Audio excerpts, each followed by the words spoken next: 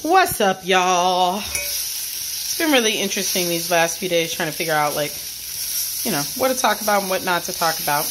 And basically, I just base it off of whatever it is I'm in my house talking to myself about becomes the conversation I'm finna have with y'all. So, I just got done watching this lovely video. So, my friend Rachel Rogers, founder of Hello 7 and author of We Should All Be Millionaires, and all around brilliant, badass black woman,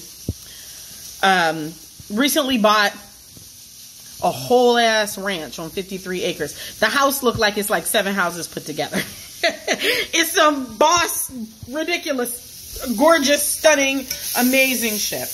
And one of the things that she said, as you know, she was writing it was, you know, she said the second thing she thought is on my ancestors' wildest dreams as she walked on her, you know, on her property, on her, you know, small, you know, lake and grounds and horse stables. And then she just posted that her best friend, Robert Hartwell, and I've done events with Robert and Rachel, and it's always beautiful and brilliant and awesome. And Robert is a Broadway actor, dancer, gorgeous, fabulous black man. And I just saw a video of him being, you know, resplendent, dancing in front of a big house that looked like a plantation house. And the narrative, which the video I think was done by Pharrell, and it was saying that, you know, the house in which his ancestors were enslaved in went on sale for $400,000 cash, and he bought it. And I was struck by how profound and beautiful it is. Like how, like, again, when I talk about changing timelines, right? When I talk about what it means to, you know, there's a timeline in which, you know, Rachel and Robert's lives, as they understand them currently, were not possible and were never meant to be possible. And they have altered the timeline around that. And it's so powerful and it's so beautiful. And it's amazing. And what I've been grappling with, what I've been thinking about, right, is like, what is the role of wealth in freedom? Particularly, again, as you know, as I work as part of the visioning team with my co-founders with Buy Back Black Debt. Shout out Katharina, shout out Kay Williams. You know, and what does it mean to shift the economic reality of black lives, right? And to what end, for what purpose, right? And again, what came to me, or what I was thinking about that I think is so important, and is the distinction and difference between black economic resource and the ways, and capitalism, right? Is that actually black economic resource recognizes that money is not liberation. That money is a tool that we use as we move toward liberation. And that they are not the same thing. Capitalism will tell you that money is liberation. That money is freedom. Now, what I think is fascinating about that is these people, and this is why if you don't have a spiritual analysis, then nothing I'm saying will make any sense to you. Because with the material eye, you will be in a conversation that's like, yes, money is freedom. With the material eye, you will be in a conversation that's like, oh no, Mark Zuckerberg is free, and Elon Musk is free, and Peter Thiel is free. And what I would offer to you, my friends, is absolutely not.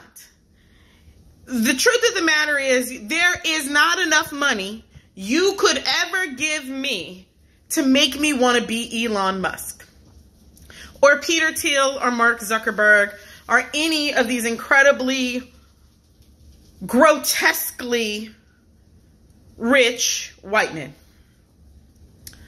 And that is because I see the soul hole inside of them that they've been shoving their money into. That money is not for freedom. That money is to try to triage a gaping spiritual, ancestral,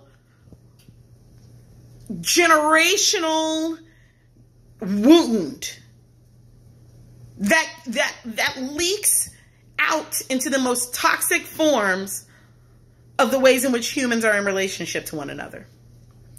That is what that is. And the reason why it's so necessary for them to amass it at the level in which they are attempting to is because there is a soul wound in there that they are trying to, and there ain't enough money in the world to shove it and seal it up. It is only a spiritual and emotional and humanity-based reckoning that will do that.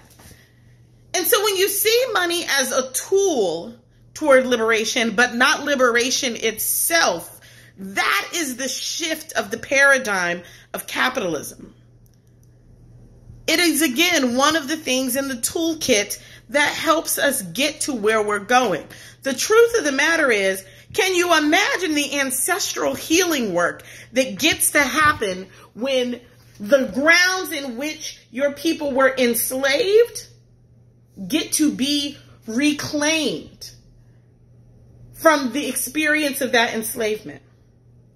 The energetic opening, again, if epigenetics, which we know as science, right, that like the traumas of our foremothers, forefathers, family is passed on to us, right? Then what happens when we heal that and heal it in the spaces where it happened? What happens when we, like, there is something, again, spiritually remedied in the back pay that the universe and America owes Black people. And not again, because again, there is no amount of money that creates freedom, right? But there is a new way of being in relationship. There is an opening that gets created. There are new doors that get created through the healing of that historical harm in the way in which that historical harm occurred. And the way in which that historical harm occurred was physical, it was emotional, it was spiritual, and it was economic.